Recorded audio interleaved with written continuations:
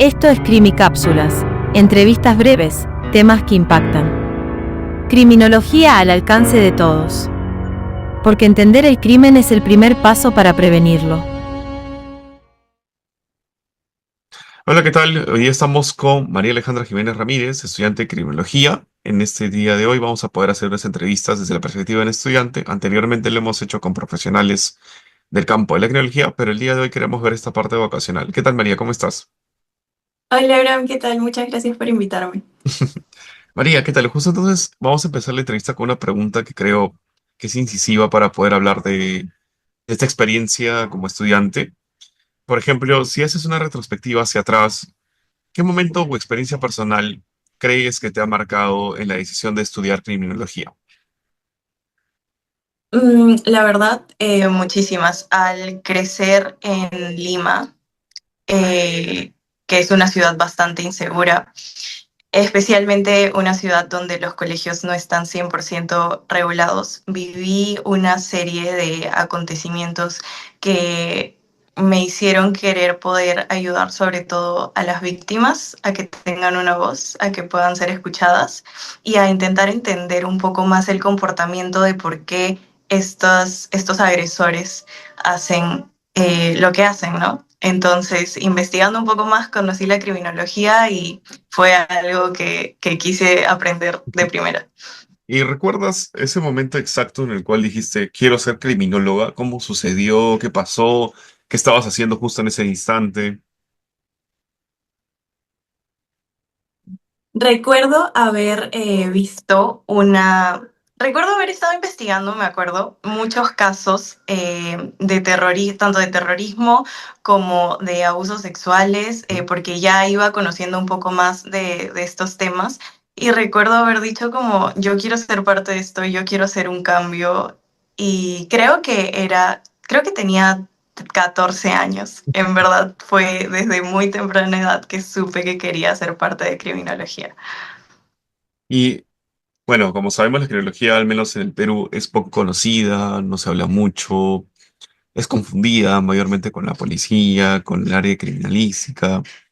Entonces, ¿alguna vez tu entorno familiar, amigos, conocidos, cuando compartiste esa noticia, te dijeron que esta carrera no era convencional o que tal vez tenía ciertas eximas de que no había salida, de que sería extraño? ¿Y cómo respondiste a estas contradicciones de tu decisión?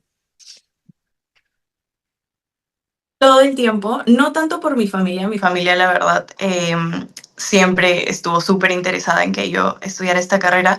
pero sí muchas personas externas o amigos me preguntaban como, oye, pero en Perú no existe esto, no existe como carrera, ¿cómo vas a hacer? Y mi primera salida fue investigar en el extranjero, Ujú. fue eh, como decir, bueno, si no existe acá, lo aplico en el extranjero, pero luego a medida que fui avanzando en la universidad, me di cuenta de que de a pocos muchas personas que habían estudiado fuera han querido buscar formas de implementarla en Perú, ya que es extremadamente necesaria. Y me parece una muy buena idea poder apoyar, así sea con un granito de arena, a implementarla en mi país, ¿no? Así que así sea con medidas pequeñas, yo creo que se puede ayudar. Y esa siempre fue mi respuesta, ¿no? Que así yo sea la única criminóloga o seamos tres, de alguna forma se puede ayudar al cambio, ¿no? Y dentro de este punto académico, más que todo en autores o tal vez personas referentes, ¿quién ha sido quien mayormente ha inspirado este camino académico de poder verlo, de poder decidir que estudiar Eh, criminología? bueno, en Perú, la verdad, yo sigo mucho a Nicolás Ceballos. Ujú. Eh, Conozco mucho toda su carrera, lo sigo bastante en términos de su instituto, etcétera. Sin embargo, en otros países no tengo como en sí un referente, pero sí aprendo mucho de todas las personas con las que he tenido contacto que están en la rama, muchos profesores míos con los que he conversado de manera muy cercana, que no conocían la realidad del Perú y me han dado muchos consejos. La verdad, a todos ellos yo los admiro un montón. Qué chévere que puedas sentir esa emoción por tus docentes. Es a veces complicado, ¿no? Ahora que ya estamos entrando en el tema de tus docentes, Tú estudiaste en la universidad, bueno, estudias actualmente en la Universidad Internacional de La Rioja, que es una institución española, Sí, si no me equivoco. sí, sí. ¿Cómo crees que influye esto, este tipo de formación internacional en tu forma de analizar la criminalidad en el contexto peruano? Para mí influye de una manera muy positiva porque si bien es cierto, aquí no es en sí una carrera o aquí no es conocida, en España es bastante utilizada la criminología. Entonces, ver cómo ya un país de primer mundo la desarrolla, cómo o sea, qué medidas de seguridad establecen, qué experiencias tienen. Ellos tienen mucha experiencia en el tema de reinserción social, que es un tema que a mí me gusta muchísimo, de perfilación criminal también. Entonces siento que aprendo mucho de todos los casos que ellos ya han vivido y veo qué medidas han utilizado que se podrían utilizar aquí en Perú, que se podrían implementar. Entonces, Ujú. siento que en base a todo lo que ellos ya han vivido, yo saco lo mejor de ahí, ¿no? Ahora, dentro de estos puntos, como mencionas, estudiar esa carrera, pues obviamente no es un entorno común en Perú. En mi caso también, por ejemplo, la estudié de manera remota y en el extranjero. ¿Qué desafíos tú sentiste al estudiar esta carrera de manera a distancia? Bueno, creo que estuviste en diferentes instancias de Francia o desde Perú. ¿Y cómo fuiste superando ese tipo de educación virtual, ¿no? Que a veces fue altamente criticada en algunos puntos? Creo que el mayor desafío fue el tema del horario. Ujú. Nos llevamos 7 horas actualmente, entonces a veces yo tengo clases de madrugada. El otro día tuve clase a las 3 de la mañana. Y si bien es cierto, hay algunas clases que puedo ver en diferido, que puedo ver luego grabadas, no es lo mismo poder Claro. preguntarle mis dudas ahí mismo al profesor, no es lo mismo participar de las actividades, porque la mayoría de mis clases son bastante dinámicas. Entonces, si hacen, por ejemplo, una dinámica de preguntas para que vayas estudiando, yo no hubiera podido participar si no me despertaba a las horas en las que me he tenido que despertar. Entonces, creo que ese ha sido mi mayor desafío. Y ahora, con respecto al desafío de reto intelectual, ¿cuál crees que ha sido ese curso que te ha hecho sudar, pero también como que crecer como criminóloga? Eh, yo diría que hay dos cursos que fueron bastante difíciles, que el primero fue medicina legal y forense. O sea, era medicina, medicina es complicadísimo. Fue bastante complicado, especialmente llevarlo virtual, porque en muchas ocasiones puedes ver las heridas en vivo, por así decirlo, y aprendes más rápido, pero en virtual tienes que ver cada detalle de las heridas para poder identificarlas. El otro curso fue Derecho. Ujú. Derecho. Yo no soy tan fan de derecho, la verdad. Me gusta mucho la criminología más en un ámbito psicológico Ujú. o social que en un ámbito de derecho. Y todo el tema de los códigos penales, tener que aprendérmelos versión española y versión Perú, también fue un reto para mí. Sí, incluso, bueno, en mi caso también que soy estudiante de Derecho ya, bueno, pues en ese entonces estaba creo que por séptimo, octavo ciclo, igual también fue complicado porque también llevábamos Derecho Constitucional Mexicano, Derecho Procesal Penal Mexicano, Derecho Penal. Y el procesal penal. Sí, ha sido uno de los cursitos que más me ha costado, a pesar incluso de ser estudiante de Derecho, ¿ah? Pero sí, sí van mucho de la mano y sí ayudan bastante. Y dentro de estos puntos, Sí, hay. ¿qué crees, por ejemplo, si hay algún tipo de teoría criminológica, tal vez, que haya cambiado la forma de ver tu vida cotidiana? Mm, me gusta mucho. Hay dos teorías, pero Ujú. creo que me voy por una. Me gusta mucho la teoría de las ventanas rotas. Ya. Esa creo que fue una de las primeras teorías que aprendí cuando entré a la carrera Ujú. y por alguna razón busco cómo utilizarla en cualquier caso que vea ahorita, así ya sea en algún caso en la consultora, ya sea que estoy estudiando por mi cuenta. Ujú. Cuando las personas me piden explicarle algo, la verdad sí me baso bastante en esa teoría. Incluso se las explico a los demás. Y la otra teoría, ¿cuál sería? Mencionaste que habían dos. Sí, Habían dos. No recuerdo muy bien el nombre, pero iba de la mano con la teoría de las ventanas rotas. Me La lo teoría de la enseñaron, oportunidad, recuerdo, sí, ya, esa, sí. la teoría de la oportunidad. Esa teoría me parece muy importante. Eh, Me parece muy interesante también porque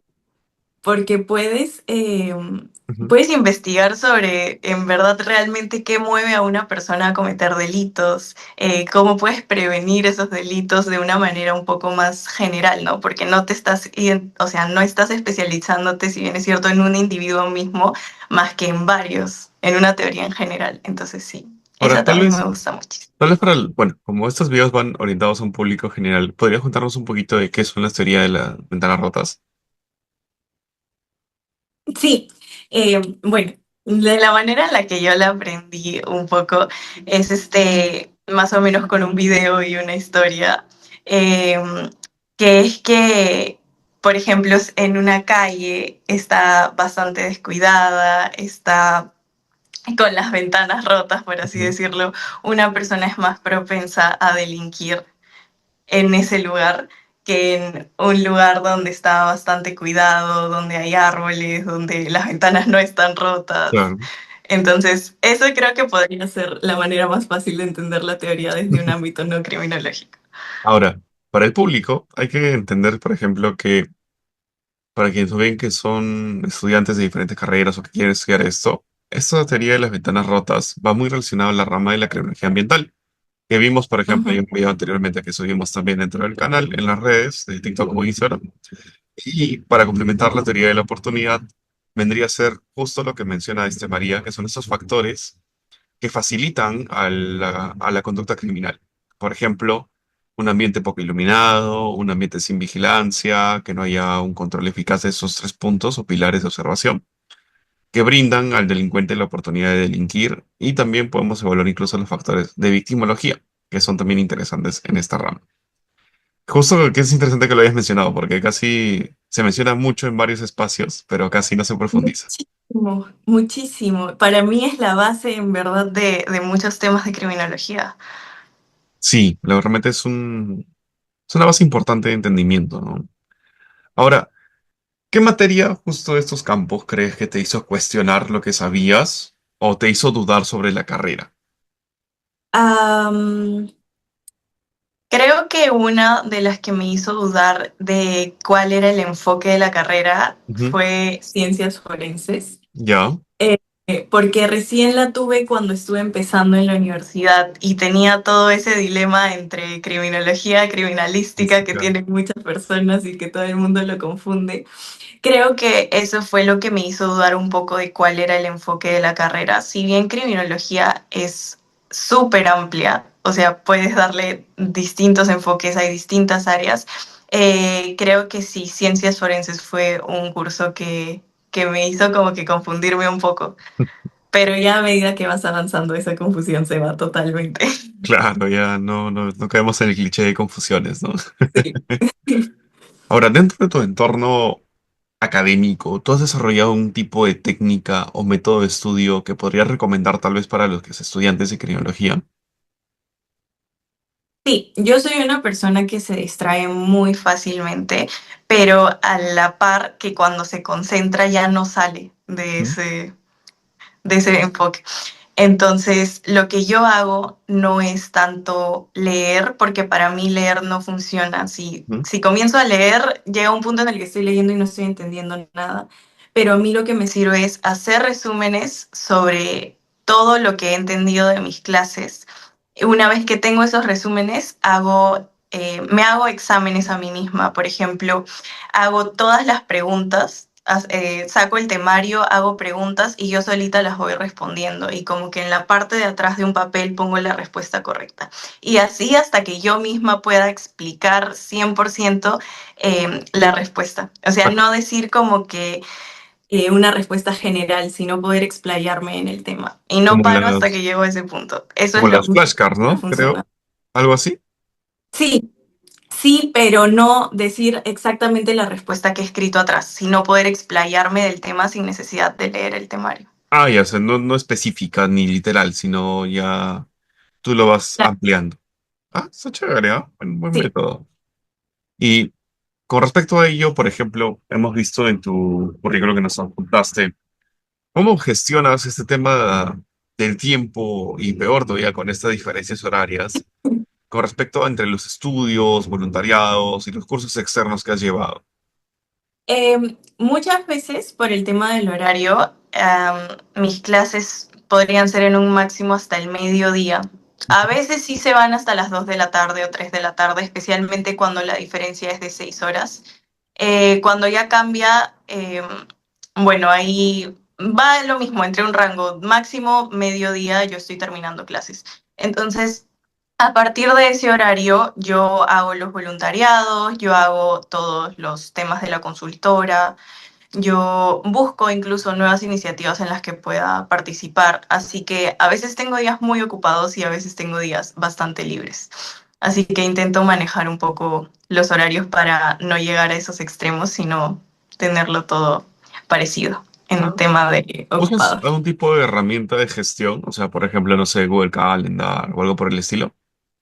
Sí, para temas de la consultora tengo un Excel Ujú. en donde armé un calendario de actividades, no sé si lo has visto. Este, para temas de la universidad uso Trello. Ya. Trello me encanta porque es mi manera favorita de mantenerme organizada, la verdad. Y para temas de voluntariado sí uso Google Calendar. ¿El Trello usas la opción gratuita o de paga o cómo funciona? No, uso la opción gratuita y para mí es más que suficiente. Solamente colocas la tarea que tienes que hacer y a partir de eso la vas desglosando. Ah, qué chévere. Nunca he escuchado de Trello. Ahí lo voy a ver qué tal es. Es súper bueno, de verdad. Te ayuda un montón porque es simple. ¿Alguna vez has tenido esto que se llama, por ejemplo, el síndrome del impostor durante tu estancia, que viene a ser, por ejemplo, el hecho de procrastinación o el hecho de que comenzabas a tener estas dudas de la carrera y comenzabas a autoflaquear a propósito o faltar a clases? ¿Y cómo enfrentabas o cómo lidiabas con esto? Sí, yo soy una persona que tiene ansiedad Ujú. bastante. Entonces, a veces durante episodios que han sido bastante severos, puede ser como que tiendes más a procrastinar, como a decir, no, luego lo hago, no, luego la veo, la clase.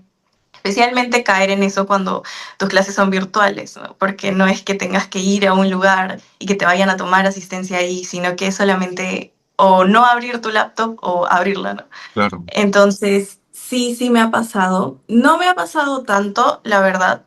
Creo que es por un tema en que en verdad me gusta la carrera que estoy estudiando. En verdad siento esas ganas de entrar a mis clases y aprender cosas, pero cuando me ha pasado, lo único que hago es como dejar que mi mente sienta, así sea 1 o 2 días o una semana, y luego ya volver con todo. Interesante. Y dentro de este punto, por ejemplo, ¿qué consejo podrías brindarle a alguien que recién está empezando a estudiar criminología o tiene la intención de estudiar criminología? Al menos en el contexto peruano, que bueno, sabemos que tiene que ser remoto sí o sí, ¿no? Sí, sí, así.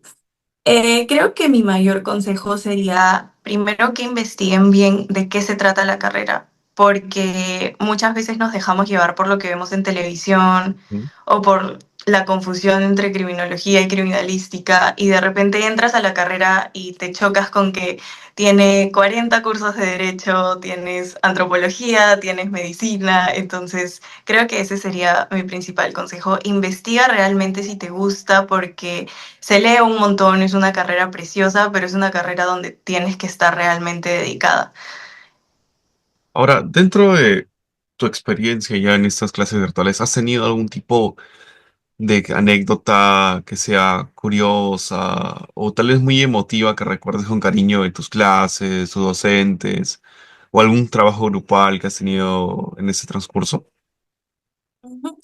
Em, sí, es un poco más complicado tener este tipo de experiencias, creo, en una modalidad virtual, pero hay un profesor al que yo admiro muchísimo, que es parte de la Guardia Española. Ujú. Él me dictó el curso de ciencias forenses. y es un curso que es bastante, o sea, bastante al detalle, ¿no? Tienes que estudiarlo un montón. Ese curso al inicio no es que se me complicaba, pero tenía tantos cursos en ese ciclo que no podía prestarle como toda la atención que me gustaría prestarle. Y mi profesor siempre nos daba charlas en las clases acerca de cómo podíamos cambiar la vida de tantas personas mediante la criminología y de cómo las ciencias forenses eran una gran parte, aunque las personas no la conocieran así de primera mano, una gran parte de cómo apoyar a este cambio, de cómo gracias a las ciencias forenses podíamos resolver muchas medidas de seguridad, muchas situaciones. Entonces, a partir de eso, no sé, como que me dio el estudiar a fondo ese curso. Al final, en España lo califican con 10 el máximo. Al final terminé sacándome 10 de promedio en ese Mm. curso gracias a ese profesor.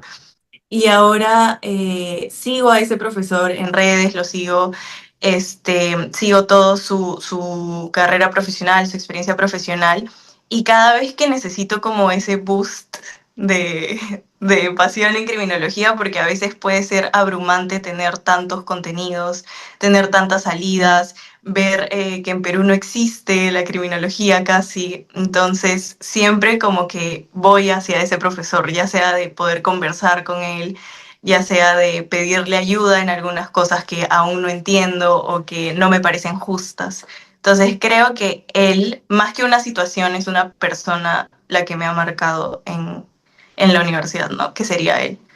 Ahora, justo tocando ese temas, ya que estás cursando casi tus últimos ciclos, tu tesis, así por ejemplo, o tu trabajo de investigación soñado, o tu proyecto final, ¿sobre qué crees o sobre qué te gustaría que tratase?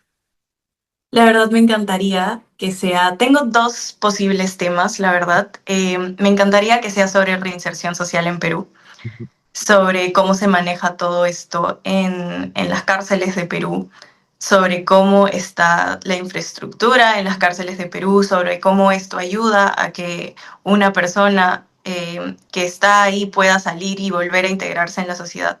Me gustaría muchísimo, sé que es un tema bastante complicado, sé que si bien voy a tener mucho contenido, va a ser un poco difícil acceder a esta información, pero sí me gustaría mucho que mi tesis tratara sobre eso. Mi otra opción era sobre las confusiones de psicopatía, ya que, por ejemplo, psicopatía es un término que en realidad no existe en el DCM o en el CIE. Podría ser descrito como una persona con trastorno antisocial de la personalidad. Entonces este tema me interesa mucho porque cada vez que se lo comento a una persona me dice como, entonces las series nos mienten, y es que en realidad sí muestran al psicópata de una forma que en realidad no es 100% cierta. Claro. Incluso hay muchos psicópatas en la sociedad que están inactivos. Entonces, esa me gustaría que sea un posible tema para mi tesis también. Bueno, María, vamos a darnos una pequeña pausa, Ujú. ¿ya? Y retomamos. Ya, perfecto. ¿Qué tal, María? Retomando, queríamos ahora, ya que hemos tenido esta experiencia contigo sobre tu aspecto académico, formativo, queríamos hablar un poco de la práctica y tu experiencia en campo. Hemos visto que, por ejemplo, trabajas con la Consultora Nacional de Criminología. Cuéntanos un poquito cómo fue este proceso y cómo hallaste esta empresa, que también es un poco extraña y es, creo que, en su campo la única a nivel nacional, ¿no? Ujú. Bueno, ¿cómo la encontré? Estaba en redes y bueno, en internet en general, buscando cómo ganar experiencia desde ya el año pasado, ya que ya se venían mis últimos ciclos. Y sentía que con los cursos en criminología no es suficiente. Ujú. Necesitas sí o sí envolverte y desarrollarte en todo ese campo para poder aprender realmente. Y buscando me salió una, no sé si fue una publicidad, no recuerdo muy bien, pero me salió un post de la consultora de que Ujú. habían finalizado su programa de voluntariado, que habían hecho una sesión presencial eh, donde participaba Sebastián, que es el fundador de la consultora, donde participaban los voluntarios. Entonces, al toque escribí si iba a haber algún otro voluntariado posible y me contestaron que enviara mi CV para ver qué se podía hacer y ahí me volví parte de la consultora. En Sí, la consultora, sí, en la consultora he aprendido muchísimo. He puesto en práctica, la verdad, todo lo que he aprendido en la universidad. Muchas veces tú piensas que de repente hay cosas que te enseñan que no te van a servir, pero en mi caso me ha servido todo lo que he estudiado, lo que he aprendido en la universidad. He aprendido de diversos temas, de análisis geográfico, creo que es el que más he aprendido, perfilación criminal también.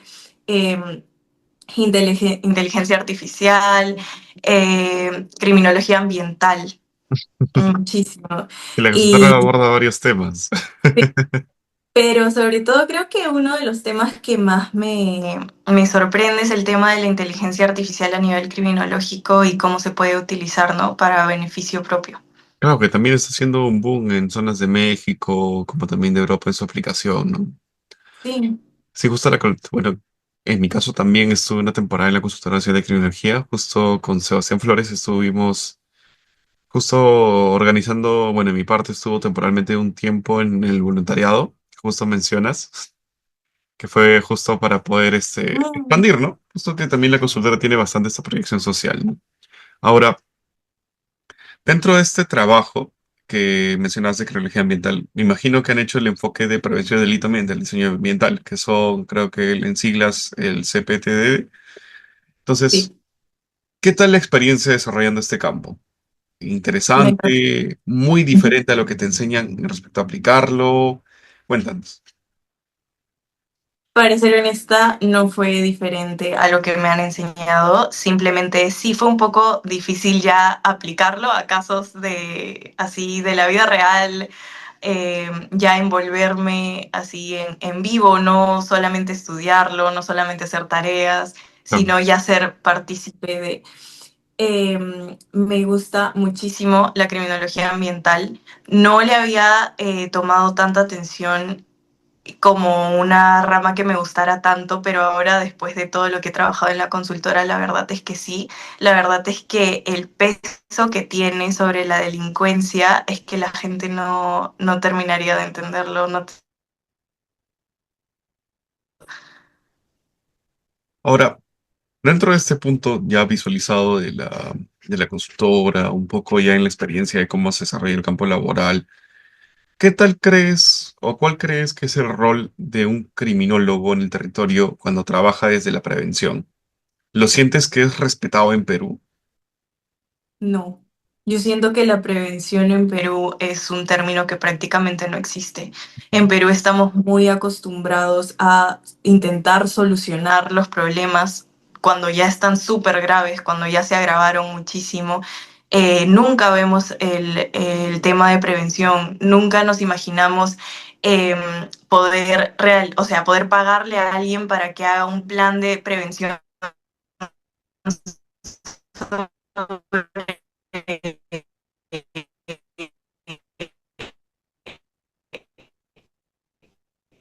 Ya está.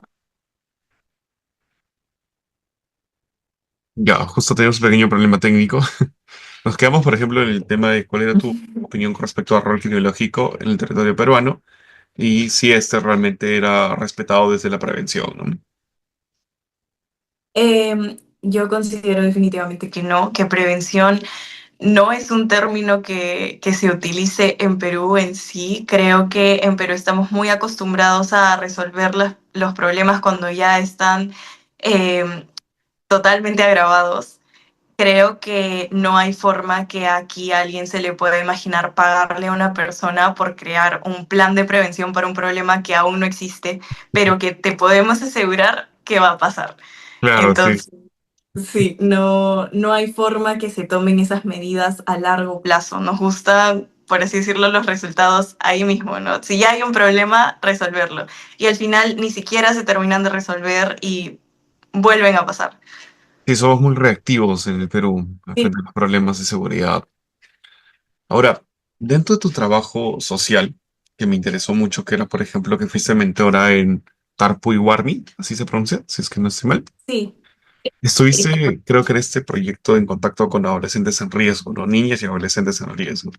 ¿Qué tal esa experiencia? ¿Qué aprendizajes pudiste tal vez experimentar mediante los aspectos victimológicos? Ya puede ser, por ejemplo, el dolor de las víctimas, la resiliencia, o incluso el silencio, porque también es complicado trabajar en esta área, ¿no? Coméntanos. Bueno, esa experiencia fue bastante fuerte. Fue muy interesante porque aprendí de una realidad que no conocía para nada y que muchos peruanos, especialmente en Lima, no conocemos. Primero yo fui tutora de inglés para ellas. Es un programa que apoya a la educación de las niñas y adolescentes de la selva peruana. Yo fui tutora de inglés de ellas y muchas de ellas me comentaban lo mucho que les gustaría estudiar en un colegio con infraestructura correcta, que tenga una buena educación, pero que lamentablemente no podían acceder a esas oportunidades. Em, Pasando el tiempo me volví mentora de seguridad para ellas, donde teníamos capacitaciones con psicólogos para detectar abusos sexuales mientras teníamos sesiones con ellas, ya sea en nuestras sesiones de tutorías de inglés o en nuestras sesiones de seguimiento normales. También tuvimos capacitaciones sobre tráfico de mujeres porque a ellas les sucede muchísimo. Y un caso que me marcó bastante fue, yo tenía una alumna y que también era su mentora de seguridad y ella un día dejó de ingresar a las clases y resulta que fue porque quedó embarazada. Nunca llegué a saber el contexto de su embarazo, nunca llegué a saber si había sido algo eh, consentido entre comillas porque ella era una niña, ¿no? Eh, pero sí me marcó mucho porque yo recuerdo en todas las sesiones lo mucho que ella me decía que quería estudiar, que quería ingresar a la Universidad San Marcos, lo mucho que ella quería crecer. Ella me decía como, ella me admiraba muchísimas cosas que todas las tutoras o las mentoras hacíamos o me preguntaba sobre mi educación. Y eso sí fue un tema que me marcó bastante y que también, aunque muchas personas no lo crean, está muy relacionado con la criminología, porque ahí también entran los temas de prevención, de cómo poner el tráfico desde dentro, ¿no? Desde conocerlas a ellas y cada caso individual, porque no todos son iguales. Sí, escucha, el caso de la selva es complicado. Siempre ha sido un reto en el Perú y bueno, creo que recientemente recién se le toma cierta importancia, ¿no? Incluso, Sí. esto mi tema de tesis de derecho un poquito focalizado al abuso sexual que se comete en colegios, sobre todo por los casos que hubieron de la selva. Y me haces acordar este libro de, no recuerdo bien la autora, pero es un libro de mi universidad de la UPC que habla, por ejemplo, que son de niñas sin infancia, que justo habla de algunos casos específicos desde una periodista que va a hacer trabajo de campo a la selva por el año 2019, justo antes de pandemia. Y habla cómo existe esa normalización del abuso en toda la selva peruana, ¿no? Cómo es más importante conservar la familia que denunciar a un abusador sexual dentro de la familia, ¿no? O los jefes de familia, que si mal no recuerdo creo que eran apus o no sé cuál es el término, me puedo estar equivocando, que eran como los líderes, que también no se puede denunciar a ellos si es que ellos cometen el abuso sexual, ¿no? No recuerdo el nombre de la autora, pero ya ahí lo voy a ir buscando para poder también recomendar esa obra. Y ahora, con respecto a Tarpo y Guarmí, ¿cómo alguien puede unirse si es que desea a este voluntariado? Mediante redes sociales. ¿Están Todo lo así en manejan Instagram? mediante redes. Tú puedes. Ujú. Sí, en Instagram están como Tarpo y Warmi. Ellos siempre están abriendo campañas porque necesitan disponibilidad para todo un año, para todo el año escolar. Ah, Entonces, si bien puede ser tutor de algún curso, ya sea de inglés, de matemática, de comunicación, o puede ser mentora, ya sea de seguridad, también hacen así para que las niñas tengan a alguien con quien conversar y se puedan detectar los abusos lo más pronto posible cualquier indicio de tráfico o de cualquier delito. Entonces sí, sería súper buena idea si más personas pudieran conocerlas, porque no hay muchas organizaciones enfocadas En ese tema en, específico. en las niñas y adolescentes. Sí, es primera vez que yo escucho de este voluntariado también, así que voy a ir a ver curioseando qué tal va, a ver si me puedo sumar también. Así que recomendadizo a todos los que quieran, Tarpi Warmi, me pueden encontrar así en Instagram. Y para añadir la información pasada, la autora era Maite Siriaco, Niña sin infancia en la normalización del abuso sexual en la selva peruana, para que lo puedan buscar Así he también. escuchado. Ahora, como sabemos, la carrera de criminología, pues, nuestro campo laboral no es un campo muy bonito que digamos, ¿no? Estamos encargados de ver la parte más densa, por así decirlo, de la sociedad, ¿no? Crímenes, prevención de estos mismos. Tenemos una mentalidad un poco distinta, ¿no? Entonces, ¿cómo has manejado esta parte emocional con respecto al contacto de estas realidades que son tan duras, ¿no? Como la trata o el abuso sexual? Es muy difícil.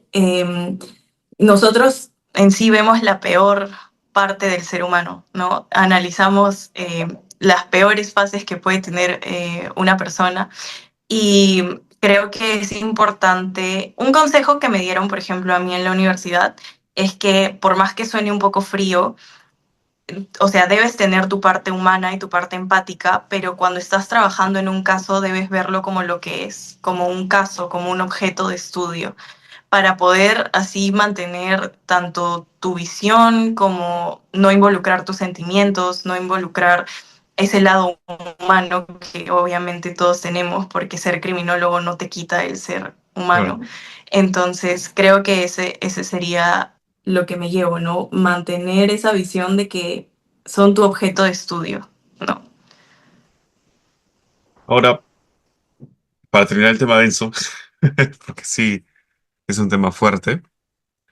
En mi caso, por ejemplo, lo que al menos en mi experiencia en México me han podido orientar para los estudiantes es que de temprana edad tengamos conocimientos de inteligencia emocional, salud mental, acudamos, por ejemplo, a una terapia psicológica de vez en cuando, de manera preventiva, ¿no? Porque sería también raro que nosotros esperemos a estar mal psicológicamente para recién tomar medidas, ¿no? Cuando tenemos que enfocarnos en la prevención también de nosotros. Ahora, he visto que en tus herramientas y capacidades analíticas tienes muchas herramientas, por ejemplo, como mencionaste, ¿no? El Trello, el Notion, el Google Suite, el RStudio, también, por ejemplo, tu manejo de diferentes idiomas, el inglés, el francés. Entonces, si tuvieras que, por ejemplo, enseñar, ahora te ponte en la posición de jefe, tal vez tienes una nueva pasante, una herramienta que sea clave para cambiar esta forma de trabajar y poder facilitarlo, ¿qué aconsejarías? ¿Cuál sería en el campo laboral? Yo siempre he recomendado, o creo que he recomendado a no solo a gente que esté relacionada con criminología, sino a personas en general. Para mí es súper importante aprender idiomas Ujú. actualmente. Es, ya ni siquiera es como que algo que puedas pensar, sino me parece que ya es obligatorio en este punto si quieres desarrollarte muy bien laboralmente. Yo planeo aprender otro idioma más porque en este punto creo que la mayoría de personas que han tenido la oportunidad de ya saben inglés, ya saben hasta Claro. francés he visto. Entonces, creo que es importante no quedarse atrás en ese tema. Eso es lo que yo recomendaría, que te abre muchísimas puertas, no solo en tu país, sino también fuera, ¿no? Para hacer maestría, para tener más oportunidades laboralmente. Y otra cosa que podría recomendar es nunca dejar de aprender, siempre hacer cursos. Yo uso plataformas como EDX, que ofrece cursos de Harvard, de universidades como que de más alto prestigio y son gratuitos. Si ya quieres el certificado, puedes pagar por él. Los costos de los certificados obviamente no son para todo el mundo porque no Claro. todos tenemos las mismas oportunidades de acceso, pero el aprendizaje en sí es gratuito. Entonces, eh, plataformas como esas, como EDX, como Coursera, como FutureLearn, todos esas plataformas te